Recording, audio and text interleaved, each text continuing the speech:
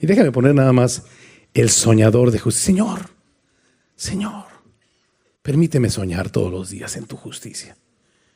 Señor, que mi sueño, que el sueño más profundo de mi alma sea vivir una vida justa delante de ti.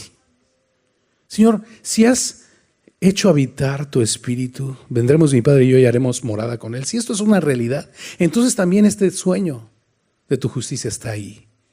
Si no está activo, está perdido, Señor, ayúdame a encontrarlo. Déjame soñar lo que soñaba José, vivir una vida justa y establecer tu justicia en el mundo, Señor. El tiempo es corto. Ayúdame a contar en tu justicia todos los días, de modo que traiga a mi corazón sabiduría. Dame sabiduría, Señor.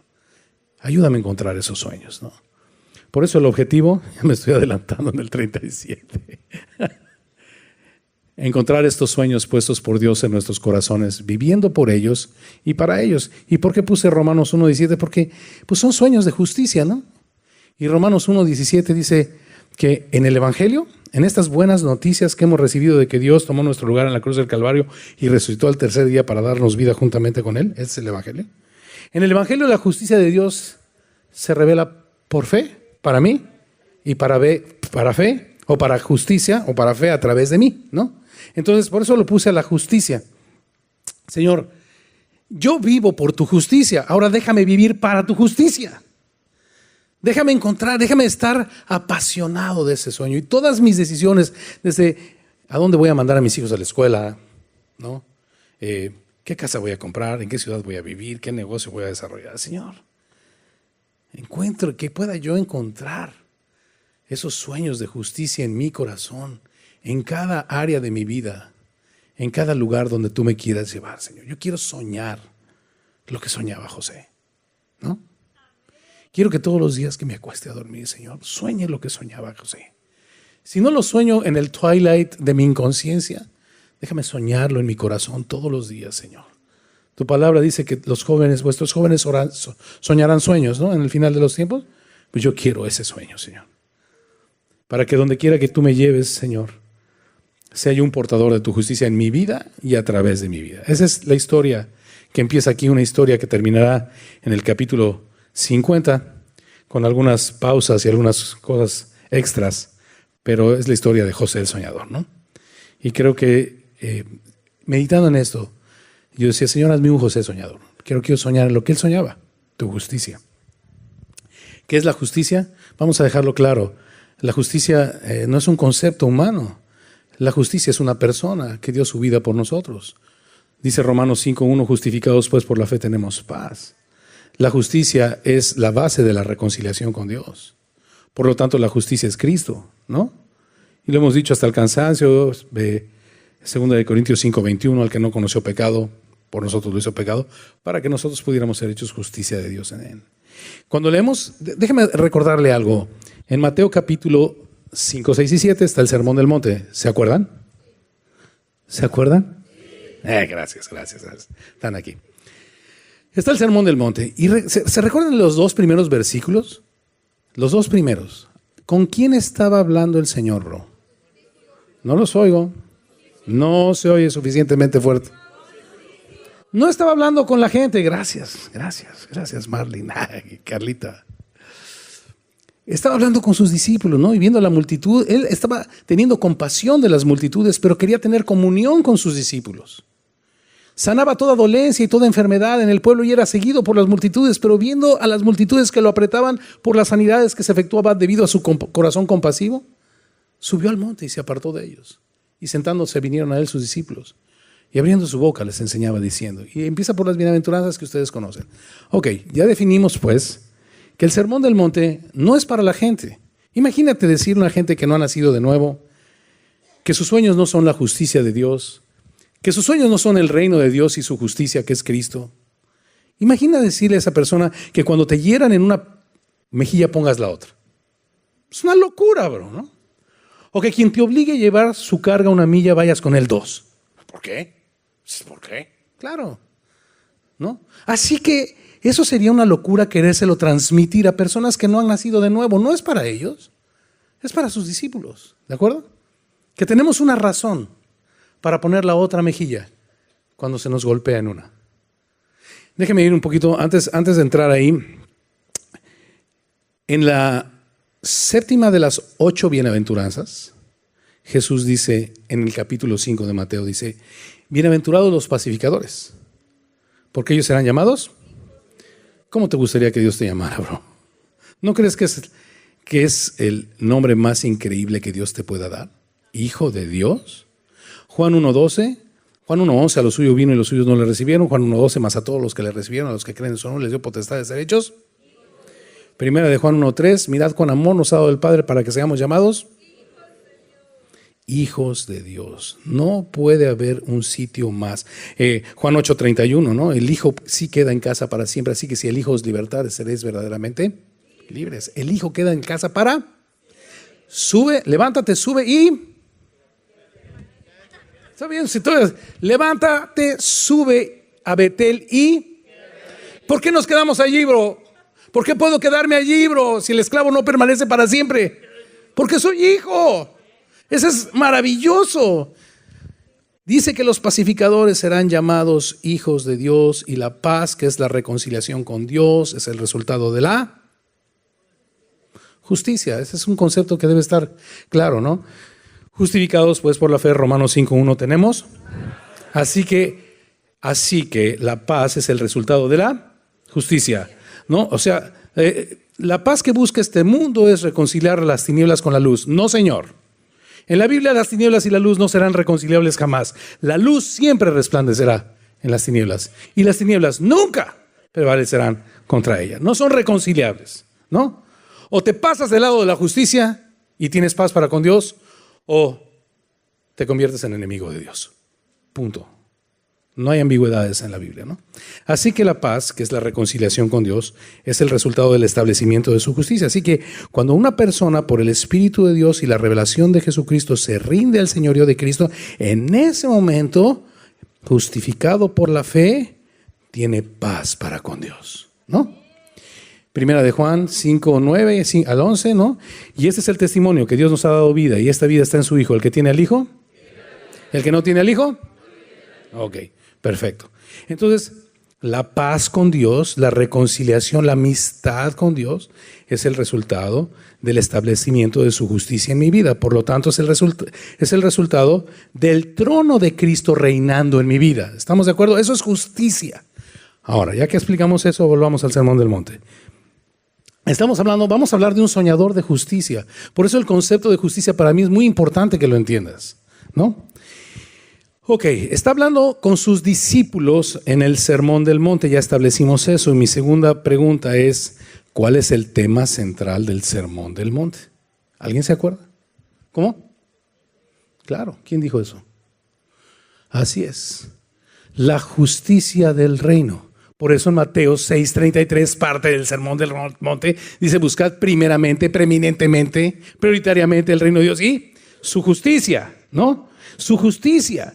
Nosotros, ahora discípulos, cuando hemos pasado por las 8 puertas de las bienaventuranzas, que no voy a compartir en este día, ¿ok? Primero, para llegar a vivir para su justicia, tengo que reconocer mi pobreza espiritual, lamentar mi pecado, presentarme mansamente delante de Dios, se despierta en mí un hambre y sed de su justicia, por lo cual ahora soy misericordioso, para que la justicia que por misericordia recibí yo de Dios, la pueda yo extender a quien no la merece. Por eso la misericordia viene después de la justicia, en ese orden, ¿no? Y luego, bienaventurados los de limpio corazón, misericordioso, porque ellos verán a Dios y estos vivirán para pacificar al mundo y serán llamados mis hijos, pero sufrirán por causa de la justicia. Bienaventurados los que padecen persecución por causa de la justicia, es la última bienaventuranza, porque de ellos es el reino de los cielos. ¿No? ¿Cierto? Así está el orden, y así está el orden desde Génesis. Así que establecimos 2 cosas. Una, que el mensaje del evangelio de que Dios vino en carne, murió y resucitó, es para el incrédulo. El mensaje de la rehabilitación para el discípulo es para los discípulos, valga la redundancia. El mensaje de rehabilitar nuestras vidas para vivir en pro de la justicia de Dios es para los discípulos, no es para los incrédulos, ¿de acuerdo? Y el propósito de Dios, pues, es que nuestras vidas vivan para su justicia. Pero para que se despierte ese sueño en nuestros corazones, primero tengo que ser pobre, doliente, manso, hambriento, misericordioso, limpio de corazón, pacificador y sufriente por causa de la justicia. ¿Ok? Y entonces podré poner mi mejilla, porque el sueño de mi vida es que aquella persona al que le invito a golpearme la segunda mejilla pueda conocer la justicia de Dios. Sufriremos los agravios, y entonces que hayamos entendido esto, nuestro sueño será sufrir cualquier agravio, perdonar, pedir perdón, reconciliarme, todo con el objetivo de que la gente o de que Dios pueda establecer su justicia en el corazón de la gente. ¿Ok? Lo hemos hablado 1000 veces, ojalá se hablase en todos lados 1000 veces. Y ese es el sueño de José, soñador de justicia. Y ahorita lo vamos a ver un poquito. Vamos al capítulo 36, no sin antes orar y poner este tiempo en las manos del Señor. Señor, acompáñanos.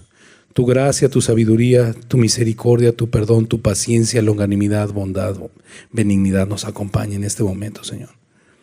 Tu capacidad, yo soy totalmente incapaz, Señor. Señor, mis comentarios son tan limitados, pero permite que tu palabra le dé a cada quien lo que le corresponde. Señor, en el nombre precioso de Jesús.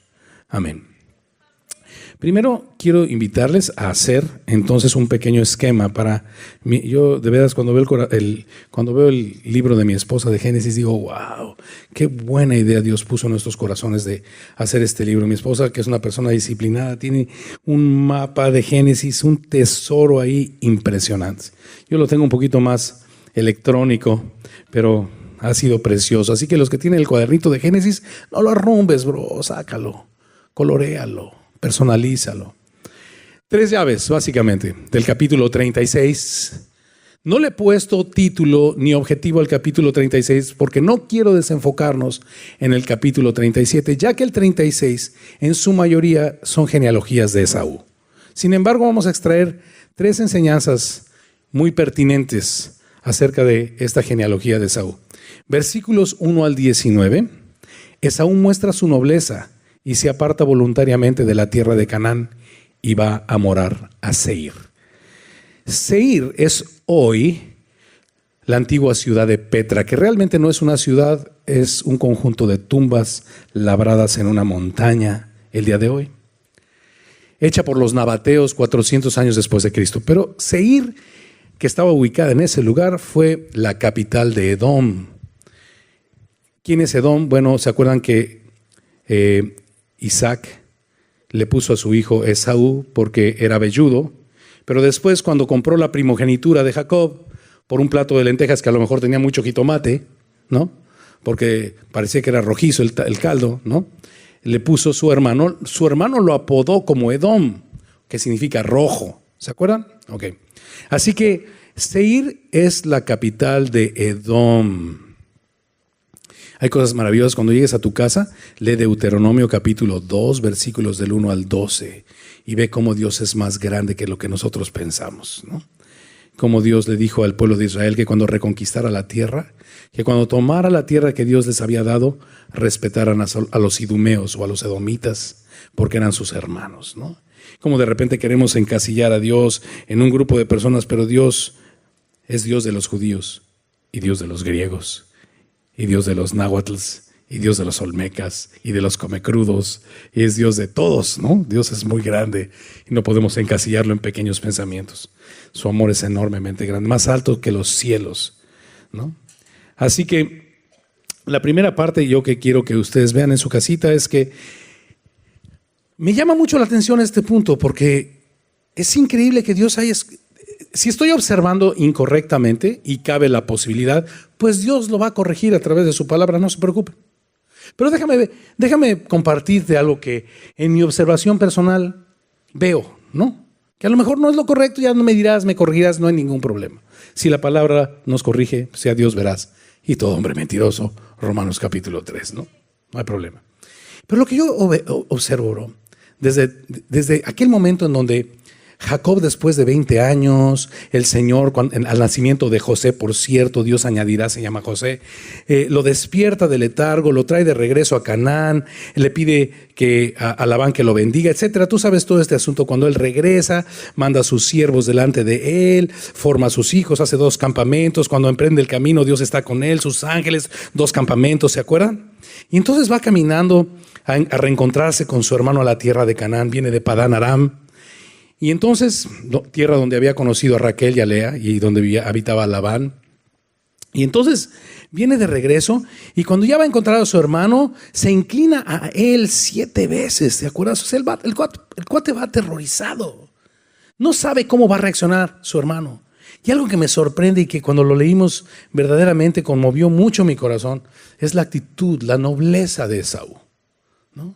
Dice que cuando vio venir a su hermano, se bajó. Sea del caballo, del burro, del camello, hay varias traducciones, ¿no? Se bajó, corrió a su hermano, lo abrazó, lo besó y lloraron juntos. ¿Te acuerdas?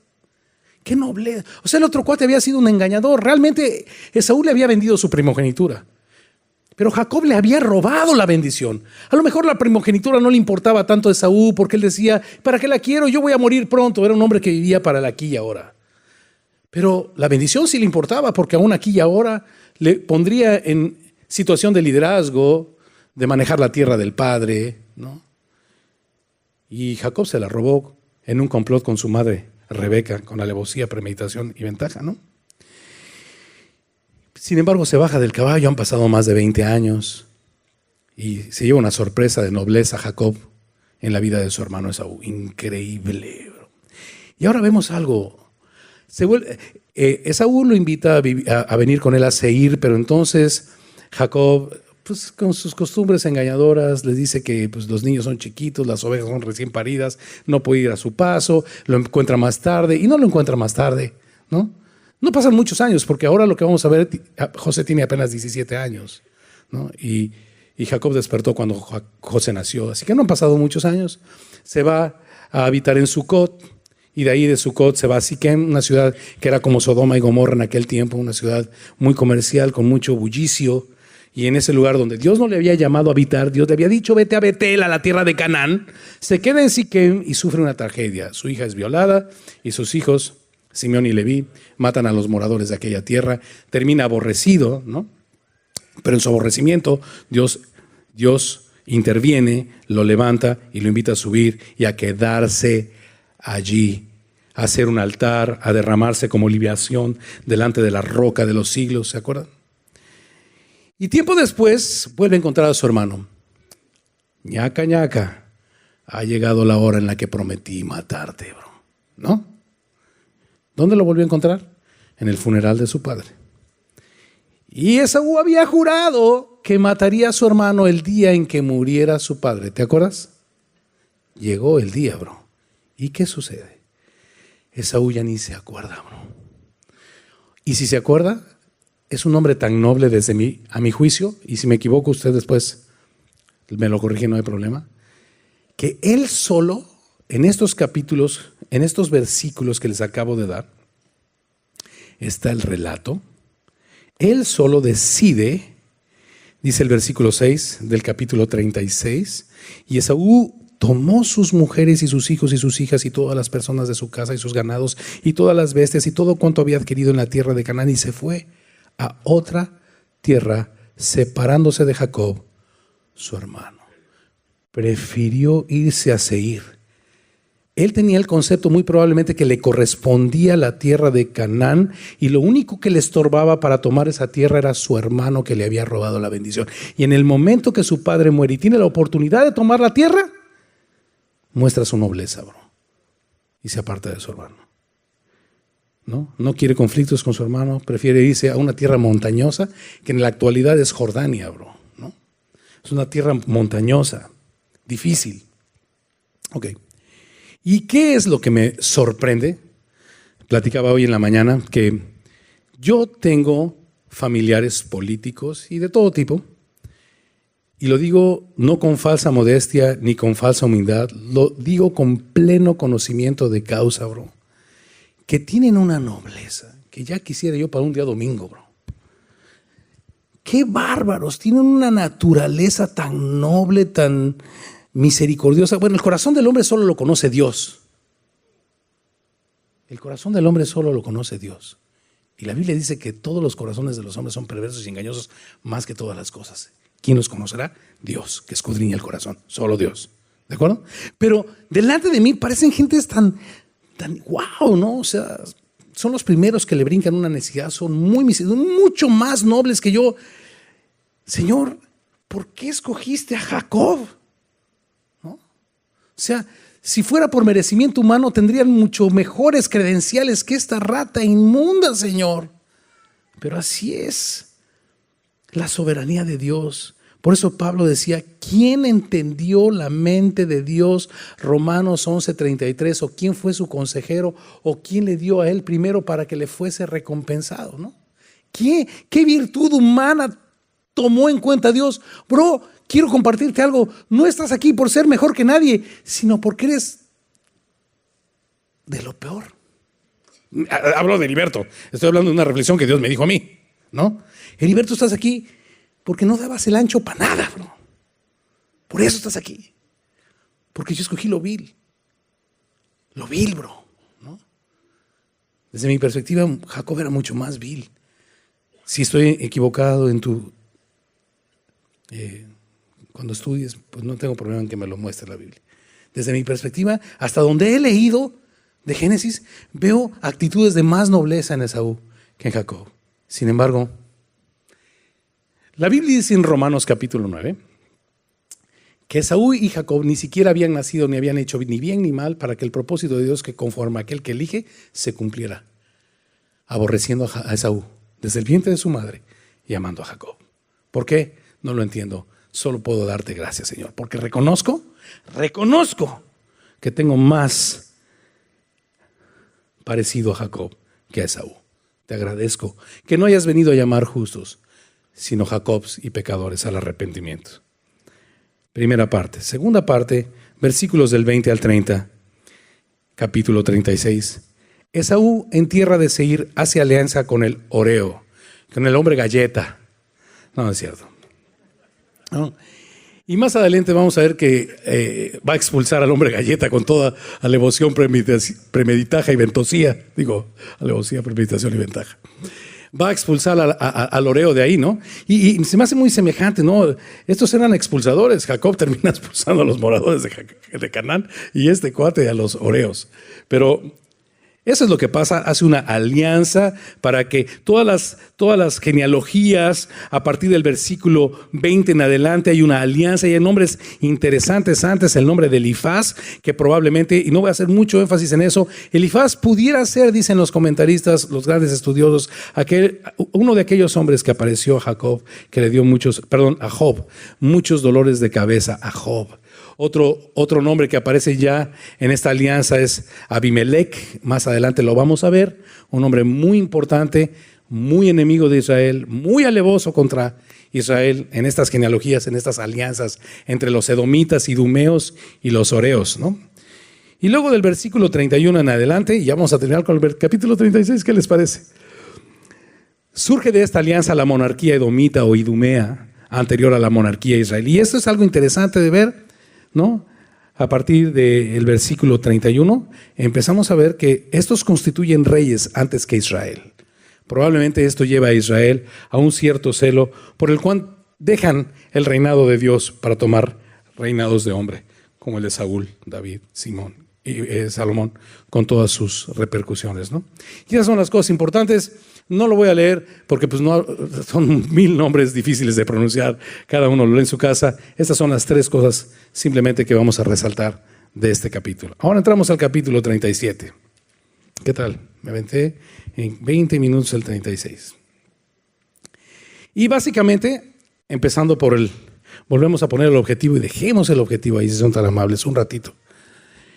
El objetivo, lo que vamos a ver, lo vas a ver en cada paso, es: Señor, permíteme encontrar los sueños puestos por ti en los corazones de los que hemos nacido de nuevo, para vivir por ellos y para ellos, ¿no?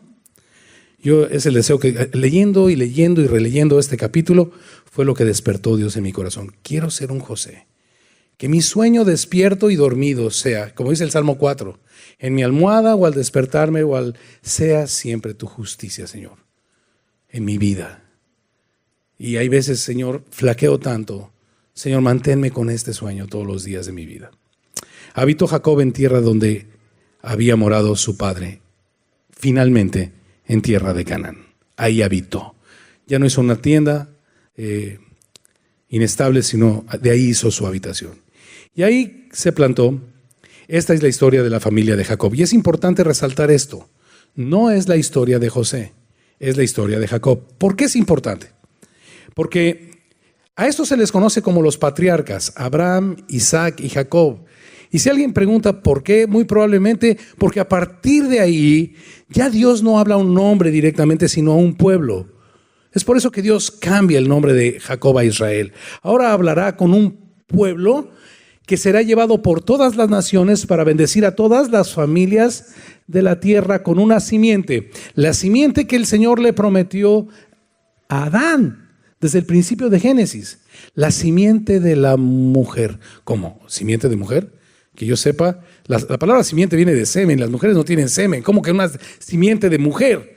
Y eso nos adelanta la redención, que sin participación de hombre se llevaría a cabo a través del nacimiento virginal de Jesucristo.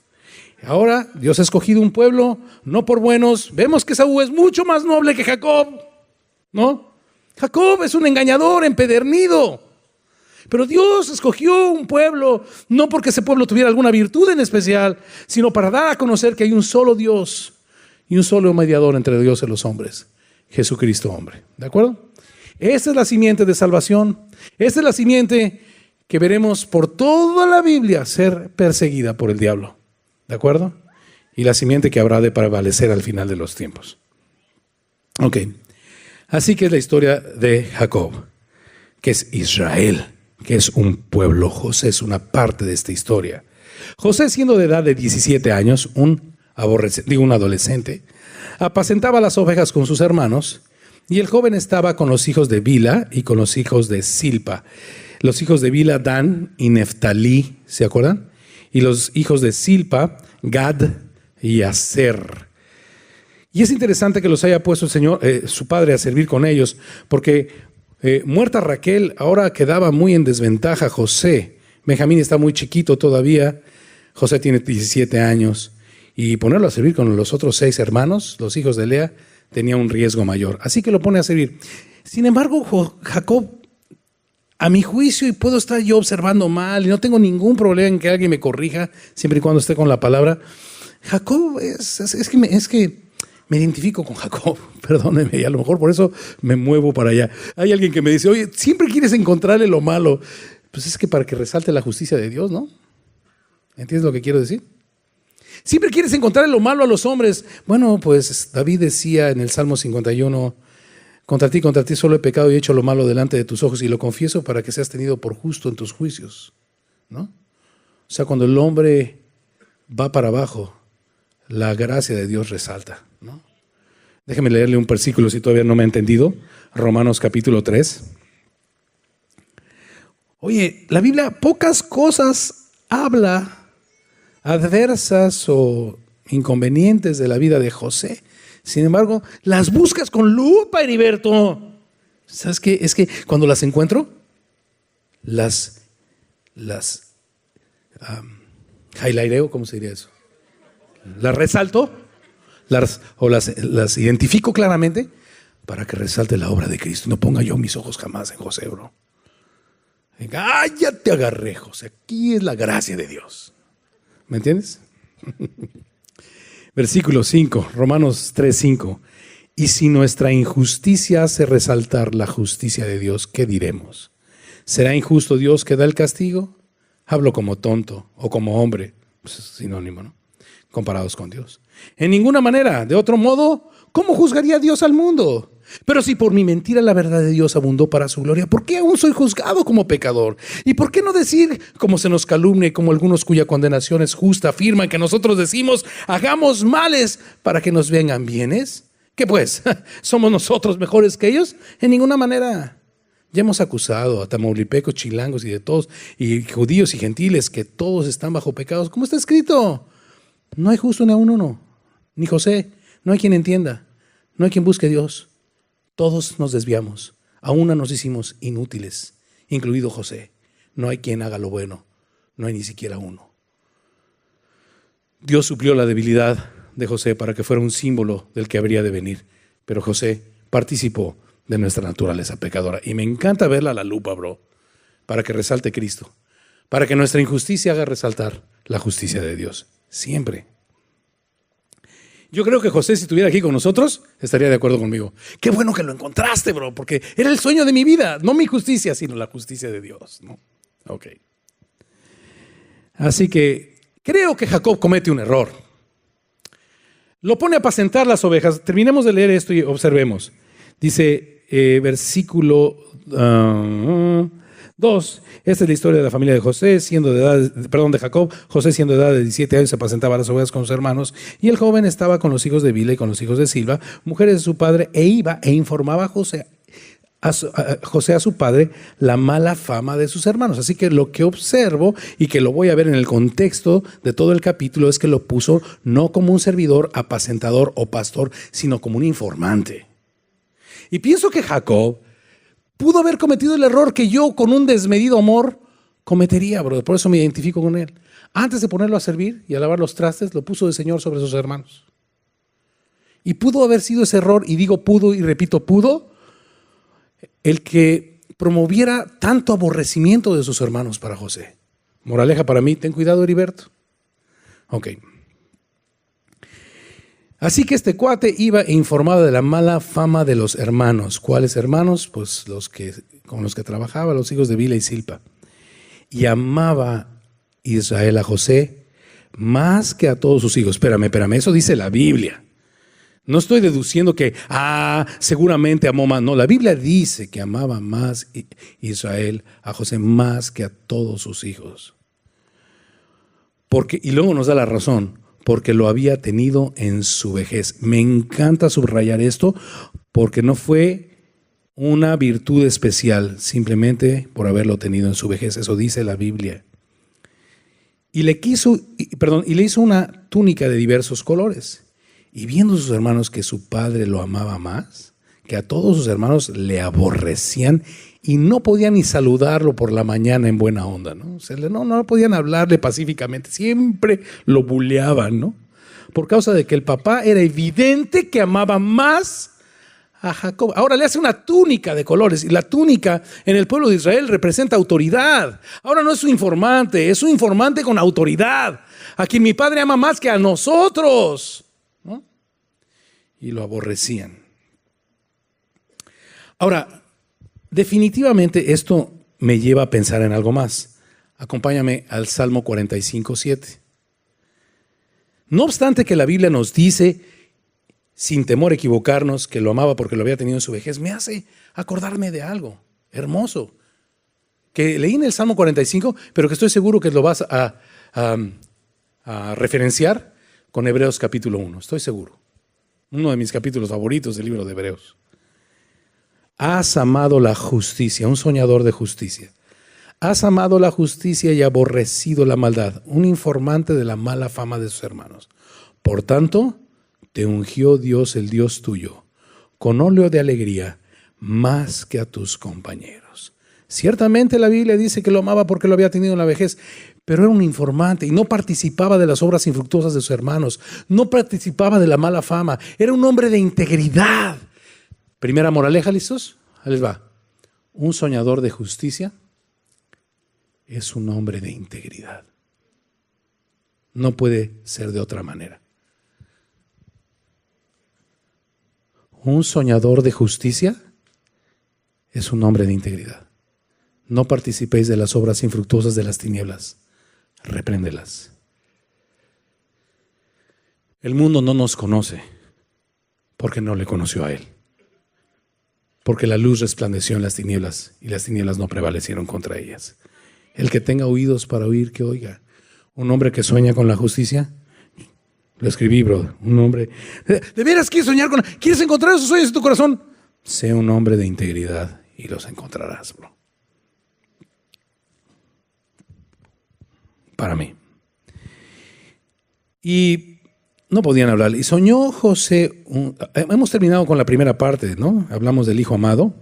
Ahora, versículos del 1 al 4. Ahora vamos a los versículos del 5 al 11 y veamos el soñador profético.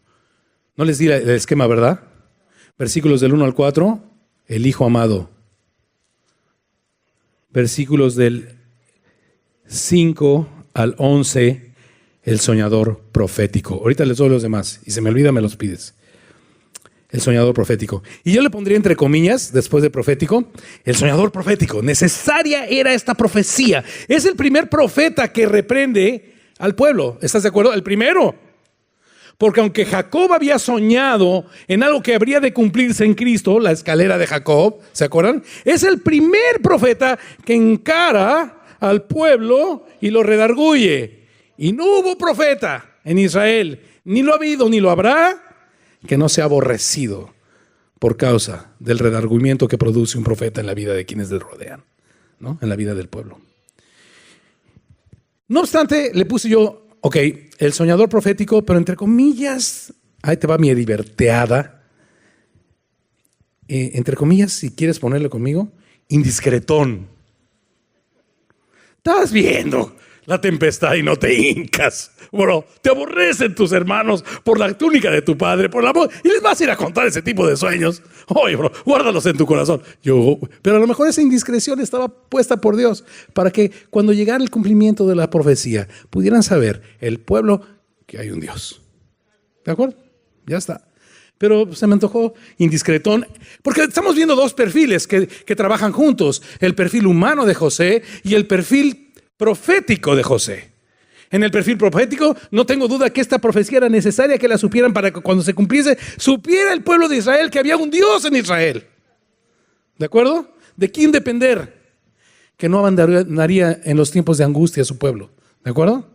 Y que le había dicho, por cierto, a Abraham, que ese pueblo sería esclavizado 400 años. Pero que la nación donde los llevaría a ser esclavizado también juzgaría a Dios y los sacaría de ahí. ¿Se acuerdan? Pero también en el ámbito de lo temporal me parece un soñador indiscreto, un soñador indiscretón. Y entonces, versículo 5. Y soñó José un sueño y lo contó a sus hermanos. Y ellos llegaron a aborrecerle más todavía. No le hizo ningún bien. Y él les dijo, oíd ahora este sueño que he soñado. He aquí que atábamos manojos en medio del campo, y he aquí que mi manojo se levantaba y estaba derecho, y sus manojos se doblaban, ¿no? Y sus manojos estaban alrededor y se inclinaban al mío.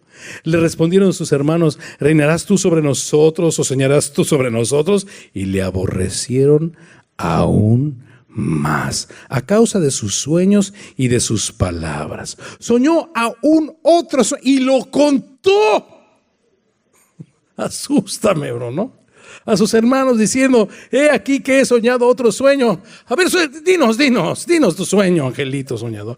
Y he aquí que el sol y la luna y 11 estrellas se inclinaban a mí. Y lo contó a su padre y a sus hermanos. Y su padre dijo, oye, ya te pasaste, ¿no, bro? Dice que lo reprendió, ahí está la palabra. Oye, ¿qué onda, maestro, no? Y le dijo, ¿qué sueño es este que soñaste? ¿Acaso vendremos yo y tu madre y tus hermanos a postrarnos en tierra ante ti? Y aquí estamos hablando del profético, ¿no? Pero también del humano. Y sus hermanos le tenían envidia. No solo lo aborrecían, sino celos, envidia. Mas su padre decía, caray, ¿quién es este cuate? ¿No? Meditaba en ello. Y definitivamente tengo un conflicto en mi mente entre la necesaria profecía y el tiempo de la profecía, ¿no? Y el tiempo propicio para la profecía. Más adelante creo que concluiré para mi propia relación con Dios que era necesario, ¿no? Que diera esta profecía a sus hermanos.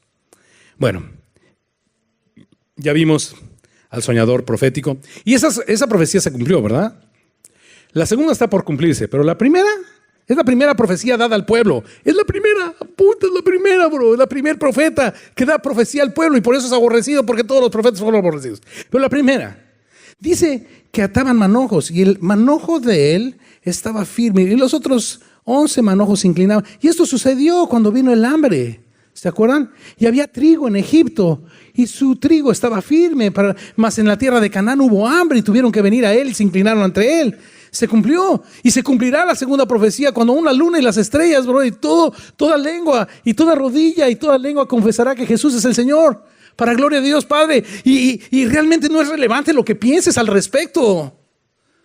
Por mucho que pienses que no estás de acuerdo, no vas a cambiar lo que está escrito, bro. Más bien flojito y cooperando y dóblate ahora, bro. ¿No? Como Jacob, déjate caer sobre la tierra para que te, como dice, el que cayere sobre esta piedra será quebrantado. Pero al final, cuando la piedra cayere sobre el que no quiera caer hoy, como libación, la piedra le desmenuzará. Bro, me gozo.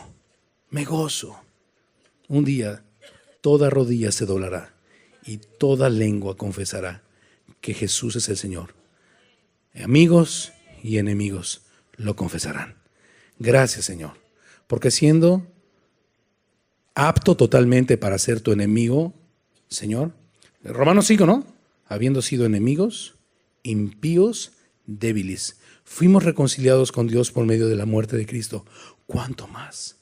Estando ya reconciliados, seremos salvos por su vida, hijo, porque Él resucitó de entre los muertos. Eso dice Romanos 5. Gracias, Señor, por llamarnos a tiempo. Veamos la tercera parte. Terminamos en el versículo 12, ¿verdad? Ahora vamos a ver del 12 al 17.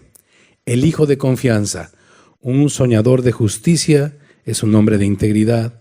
No participa de las obras infructuosas de las tinieblas, el hijo amado. Pero ahora veamos también que un soñador de justicia es un hombre obediente aún en detrimento de sus propios intereses y aún en riesgo de su propia vida, bro. Veámoslo. El hijo de confianza, versículo 12 al 17. Dice, después fueron sus hermanos a apacentar las ovejas de su padre. No puede ser. ¿Dice Siquem o me estoy equivocando, bro? No puede ser. Salieron ayudados por Dios y ahora estos bárbaros van otra vez a Siquem, como que a presumirle a los de Siquem, mira, aquí estamos, ¿y qué?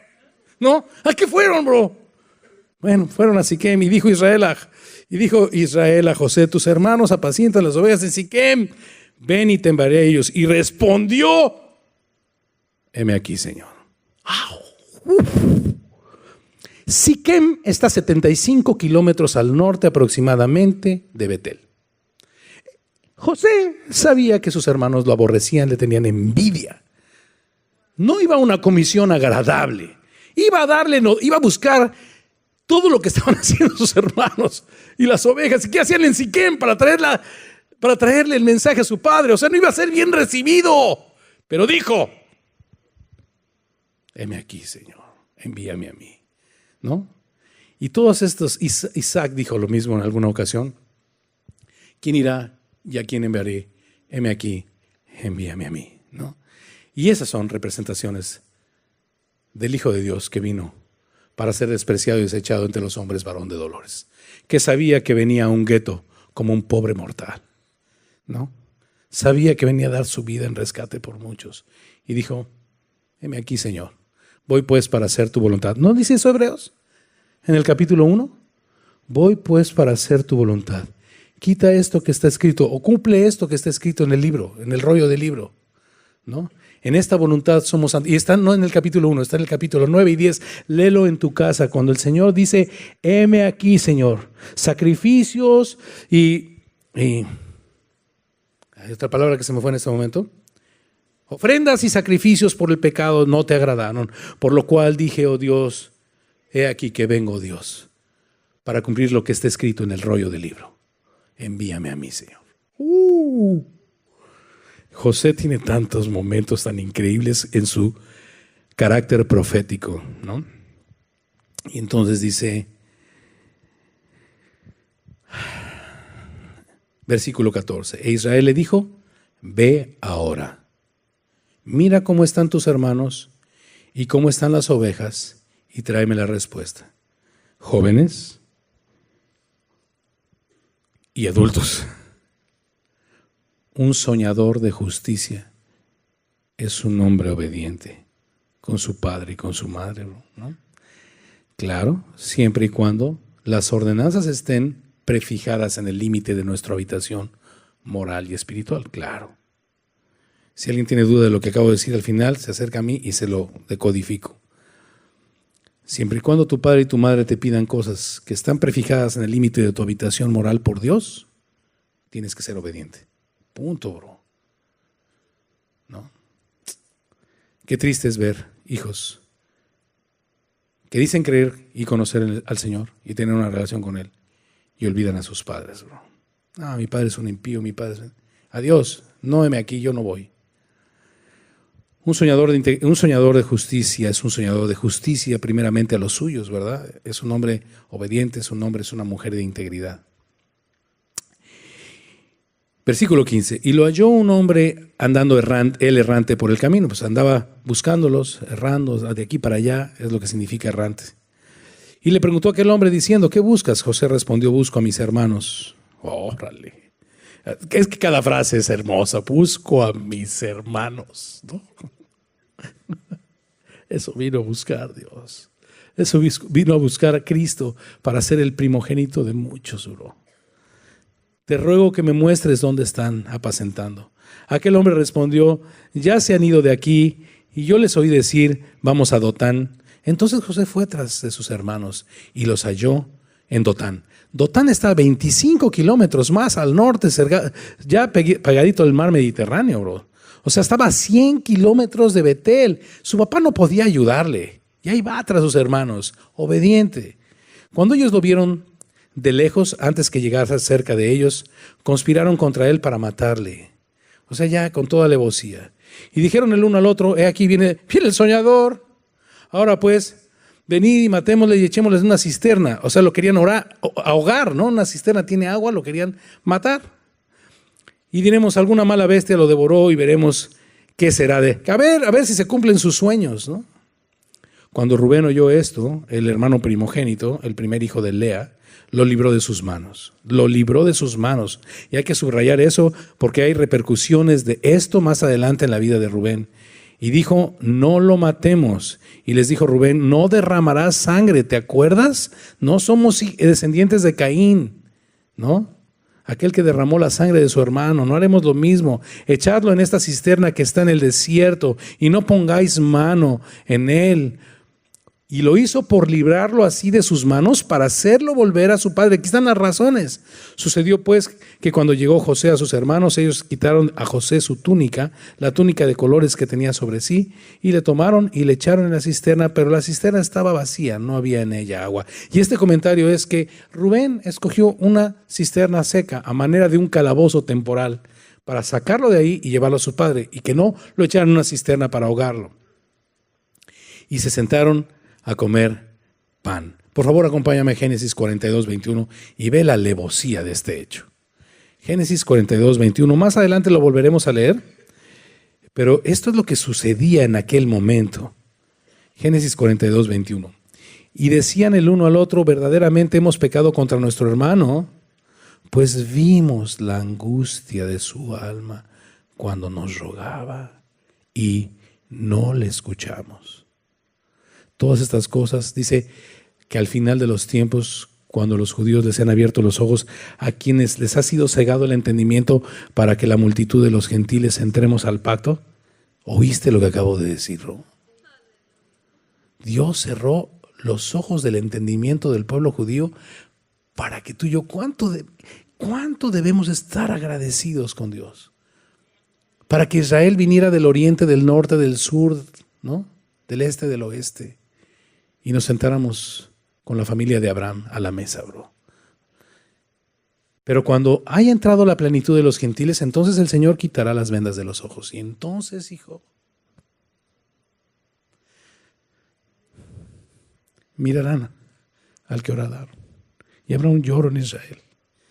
Tremendo. Y es un plan maravilloso de compasión de Dios para Israel y para los gentiles.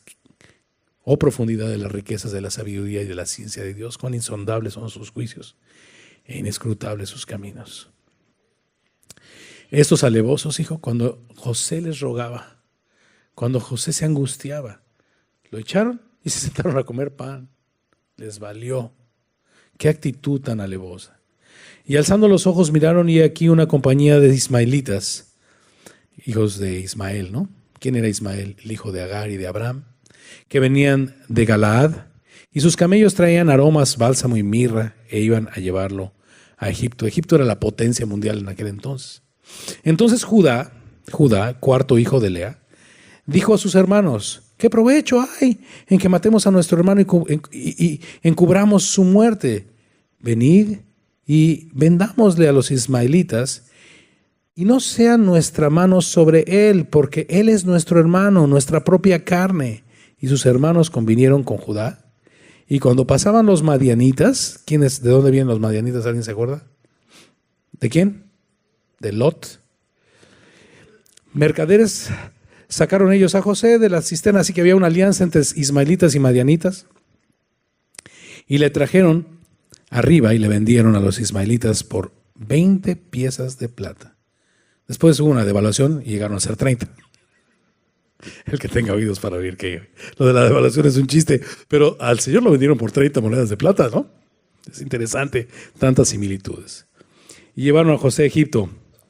Después Rubén volvió a la cisterna y no halló a José dentro, y rasgó sus vestidos, o sea, en señal de duelo.